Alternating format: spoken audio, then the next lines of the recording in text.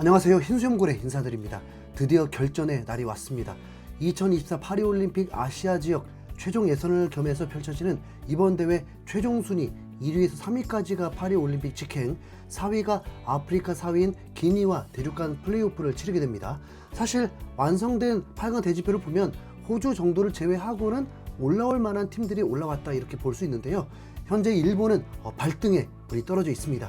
우리에게 0대1로 패하면서 B조 2위로 조별 라운드를 통과하게 되면서 A조 1위 개최국 카타르를 8강에서 만나게 됐기 때문이죠. 일본 또한 1996년 애틀란타 대회 때부터 7번 연속 올림픽 무대를 밟고 있는 상황인데 개최국 카타르라는 부담스러운 상대를 만났다는 점에 있어서 적지 않게 당혹감을 드러내고 있는 모습입니다. 이에 일본 언론들은 일본의 8연속 올림픽 출전에 위기가 닥쳤다, 개최국 카타르와 붙게 되는 원치 않는 상황이 발생했다, 곤경이다 등등의 기사들로 카타르를 부담스러워하고 있는 상황입니다.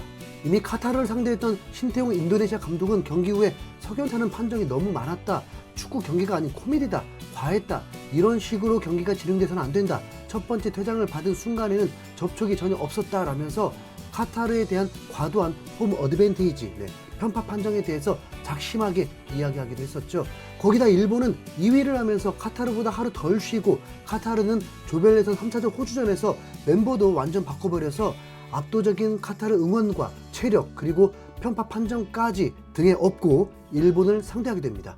그럼에도 일본 감독인 오이와는 카타르전을 매우 자신있어 했는데요. 과연 중국도 1대0으로 겨우 이겼던 일본이 지옥의 경기장에서 살아남을 수 있을지 지금부터 생생하게 전해드리도록 하겠습니다. 참고로 아는 선수도 없고 선수 이름도 너무 길어서 선수 이름 언급은 최소화하도록 하겠습니다. 일본은 전통적인 블루 유니폼을 착용했고 카타르는 버건디 유니폼을 착용했습니다. 양팀 모두 공격적인 팀이라고 한 만큼 골이 많이 나올지 매우 궁금하네요. 어라? 1분 만에 일본이 선제골을 넣어버리는데요. 이게 무슨 일인가 싶었는데 카타르 진영에서 거의 키패스 보내듯이 백패스 미스가 일어나면서 일본 선수의 추진력이 달린 상태에서 보기 좋게 볼이 왔고 그대로 중거리 슛을 쏘면서 선제골을 넣은 것입니다.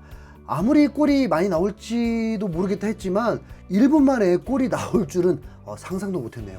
이렇게 되면 일본은 매우 여유롭게 경기할 수 있게 되고 레벨도 일본이 더 높기 때문에 일본이 압도하는 경기로 흘러가지 않을까 예상이 되었습니다. 솔직히 갑자기 부러워지기도 하더라고요. 어차피 한 골로 끝날 경기는 아닐 테니까요. 지켜봐야죠. 일본은 지금부터 파울을 최소화하는 게 골보다 중요하겠죠. 15분까지는 일본이 점유율도 압도하면서 경기 흐름이 바뀔 기미가 전혀 보이지 않았습니다. 주심도 매우 정상적인 판정을 하고요. 실제로 20분쯤에 박스 안에서 헐리우드 액션으로 페널티킥을 노렸는데 주심은 아랑곳하지 않고 코너킥을 주기만 했습니다. 그래도 이 상황 하나가 큰 터닝 포인트가 되었습니다. 골이 나오기 어려운 하품 나오는 상황에서 카타르의 크로스에 환상적인 호날두급 헤딩으로 11m 헤딩골이 나오면서 동점을 만들어 버렸습니다. 와, 이러면 1분경에 실수했던 카타르 선수의 다리에 좀 힘이 들어가 있겠죠. 이때부터 일본 원정 팬들은 응원이 침묵 상태가 되었습니다. 30분까지 점유율은 6대4, 그래도 카타르가 선전하면서 공격 지표도 거의 비슷했습니다. 37분에 일본은 결정적인 골 찬스가 있었는데 골대 바로 앞에서 그 누구도 방해하지도 않았는데 타이밍을 못 맞추면서 빗나가고 말았습니다. 갑자기 변수가 생겨버렸습니다. 39분에 일본이 일선으로 높은 크로스를 올렸는데 카타르 골키퍼가 처리하러 나왔고 룰을 잘 인지하고 헤딩으로 걷어냈습니다. 그런데 갑자기 경기를 중단시키는 주심. 일본 공격수가 박스 안에서 고통스러워하고 있었고 이에 어필을 하더니 주심이 VAR을 보고 골키퍼에게 퇴장을 줘버린 겁니다. 솔직히 예상 못했습니다. 앞서 언급했듯이 편파 판정에 기울이기도 했고 실제 골키퍼가 공을 멀리 처리하기 위해서 했던 행동에 일본 선수가 몸을 들이밀면서 골키퍼를 위협했는데 이건 가메가제 작전 성공인 거죠. 카타르 골키퍼는 억울한 것도 모자라서 울듯이 그라운드를 빠져나갔고 터널에서도 주저앉아서 울고 있었습니다. 수적으로도 불리해져 버린 카타르. 그래도 팀워크는 좋아 보였습니다. 서로 다독이고 위로해주는 모습이었죠.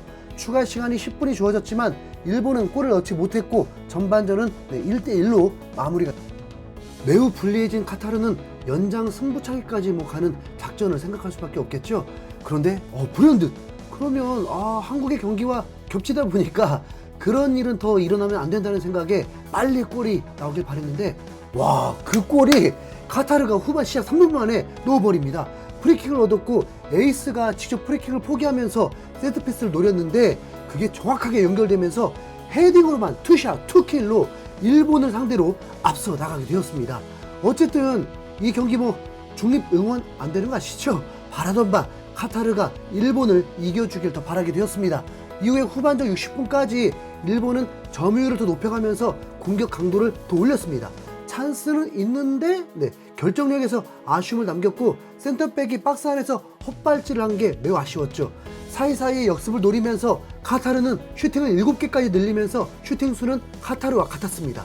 아직은 30분이 넘게 남았기 때문에 속단하기 이르죠. 카타르는 대놓고 뚫어봐라 하듯 수비에 집중하는데 한 번씩 세컨볼로 역습이 이루어지면서 일본을 위협하고 있었습니다. 65분에 카타르 선수의 투지도 보이면서 잘 막아냈고 코너킥을 허용했지만 숨고르기도 할 수 있었는데 이게 화근이 될 줄은 몰랐을 것 같습니다. 66분에 일본의 코너킥에서 동점이 나와버리면서 다시 일본이 유리해지게 되었습니다. 당연히 수적 우위니까 유리하다는 거고요. 그래도 카타르 잘 싸우고 있습니다. 일본에서는 이 경기 입중계하는 유튜버들이 있었는데 실시간 16,000명 이상이 들어오는 것을 보니까 채팅방에도 자국을 비난하는 것보다는 이길 거라는 분위기로 침착하더라고요. 76분에 일본의 결정적인 헤딩 찬스가 있었는데 3골의 헤딩골보다 더 쉬웠던 헤딩을 놓치면서 아쉬움을 삼켰고 점유율은 압도적으로 후반전 75%로 일본이 앞서 있었습니다. 카타르는 아슬아슬 버티고만 있었는데 이대로 연장전 가면 선수들 걷지도 못할 듯 추가 시간이 9분이 나오게 되고 일본은 계속 카타르 골문을 노렸지만 골이 나오지 않았고 카타르는 역습을 해보려 했지만 전방에 선수가 없으니까 그냥 공격을 포기하기도 하면서 결국 이대로 원치 않았던 연장전을 가고 말았습니다. 도움 안 되는 팀들이네요, 진짜. 경기의 분위기는 뭔가 일본이 꼭 이기는 걸 확신하는 분위기였습니다. 우선 너무 카타르가 지쳐 있으니까요. 카타르가 이기는 길은 크로스 한 방에 넣는 골이나 페널티킥 유도밖에 없고 아니면 연장전 버텨서 승부차기에서 승부를 거는 것이었습니다. 연장전 시작 때 보니 카타르는 여전히 다리가 굳었고 반코트 경기가 되었는데 카타르는 잘 버티다가 100분에 전진 패스와 키패스 2번 만에 카타르 라인을 뚫고 일본이 다시 재역전골을 만들면서 4강 진출이 눈앞에 오게 되었습니다. 후반 112분에도 골을 넣었는데 이미 마시간 카타르에게 추가골을 넣었다고 해서 일본이 강하다? 그렇게 볼 것도 없죠. 아마도 경기를 마치면 카타르 감독이 매우 큰 불만을 성토할 것으로 보입니다. 카타르 일본 이 경기는 이렇게 4대2로 일본이 4강에 진출하게 되었습니다. 여기까지 전해드릴게요. 이상 흰수염고래였습니다. 감사합니다.